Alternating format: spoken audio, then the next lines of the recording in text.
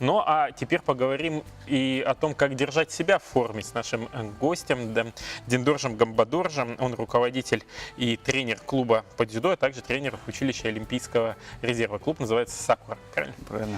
Диндорж, буквально недавно вы вернулись с соревнований и сами организовывали эти соревнования здесь, в Якутии. В чем новый подход в дзюдо? Ведь дзюдо сейчас активно развивается, и мы это видим и по нашему президенту страны. Мы приехали, вот последний выездной старт был у нас в первенстве России среди юниоров до 21 года. Это в Ингушетии проходило, в городе Назрань. И там у нас вот отличилась Лихота Ольга, наша студентка училища Олимпийского резерва.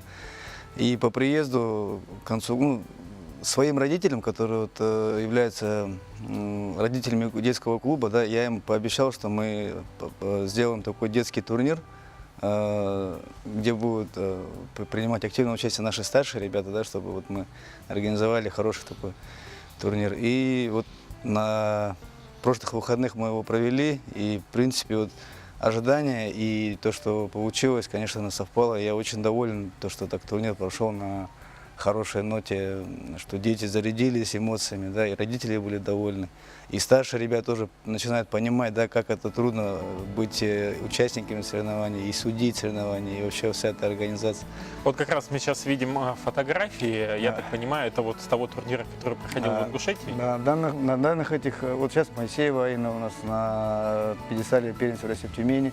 А до этого была Никифорова Нюргуяна, она у нас в марте в Смоленске выиграла первенство России среди молодежи до 23 лет.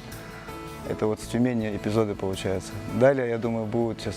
А вот она, вот наша новая звезда, Оля Лихота, уроженка Нербинского района, вот, со сломанным пальцем выиграла. Это вот та девушка, которую везде писали. Да. И очень, как мне, как сказать, порадовало, что все-таки на Кавказе вот они начали уже на женское дзюдо по-другому смотреть. Зрители вот, все были на ее стороне, болели, переживали, потому что видно было, как у него палец там болтается. А это вот у нас уже эпизод вот с нашего как раз первого детского вот турнира, когда вот мы пригласили тоже, чтобы интереснее была конкуренция, мы еще пригласили гостей из Житая, клуб из детской школы спортивной. И вот провели соревнования на таком очень, я считаю, на хорошем уровне. Все остались довольны. А вот в чем методика новая была в подготовке этого соревнования? Нет, мы турнир так провели, что распределили примерно, да, по уровню подготовки и постарались, чтобы все дети поборолись там максимально по 3 схватки, полностью все положенное время, там по 2 минуты. И можно было просто набирать баллы. Кто больше совершил бросков или там удержания, тот и выигрывает. То есть надо было отдаваться полностью схватке. Не ожидать, что вот тебя там бросили, и ты ушел сразу, да, а наоборот, чтобы ребенок больше раскрепостился. Вот эта соревновательная атмосфера, это другое, она очень давит, это сложно, на самом деле, очень стрессовая ситуация. А ребенку нужно было вот это все пересилить, пережить и перебороть. А с какого возраста лучше всего отдавать на дзюдо? Ну, это индивидуально, это так, такого четкого нет. Но мы в среднем вот, где-то с 5-6 лет начинаем уже так привлекать там, к дзюдо. Дзюдо – олимпийский вид спорта. Есть ли у нас какие-то олимпийские надежды в Якутии? Конечно, есть. Это вообще как тренер, да, это моя мечта, чтобы я своих воспитанников подвел к этому такому большому событию, да. И вот сейчас на данный момент вот у нас Надежда, это Никифорова Нюргуяна, она, получается, вот со следующего года уже переходит во взрослую сборную. И мы вот буквально уже завтра вылетаем на учебно-тренировочные сборы в Японию.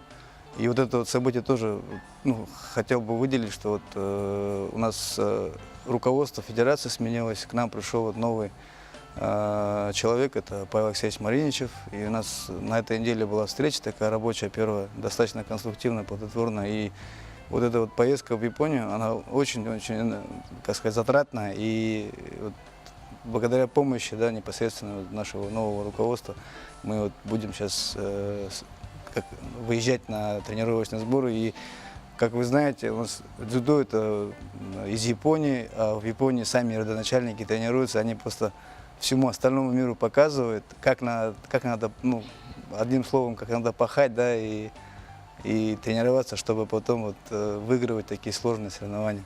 Что бы вы посоветовали тем, кто хочет выбрать дзюдо как вид спорта?